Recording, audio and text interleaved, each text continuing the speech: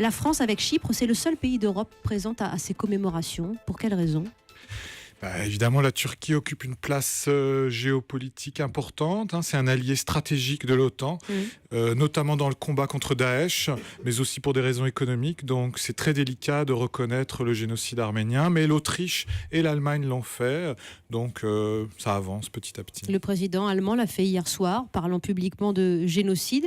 L'historien que vous êtes va nous permettre de revenir en arrière, parce que 1915, il n'y a pas d'État turc, il n'y a pas d'État arménien, il y a ce qu'on appelle l'Empire ottoman, avec une population arménienne que les Turcs d'alors jugent menaçante. Pour quelle raison ? En fait, les Arméniens n'étaient pas les seuls à être jugés menaçants. En fait, toutes les populations chrétiennes de l'Empire ottoman étaient jugées comme des menaces potentielles. Il n'y avait pas de menaces réelles en réalité. Il y avait des Grecs, 2 millions de Grecs, 2 millions d'Arméniens. Donc potentiellement menaçants et qu'on a arrêté, Oui, c'était en fait massacré. une élimination préventive. Une élimination préventive.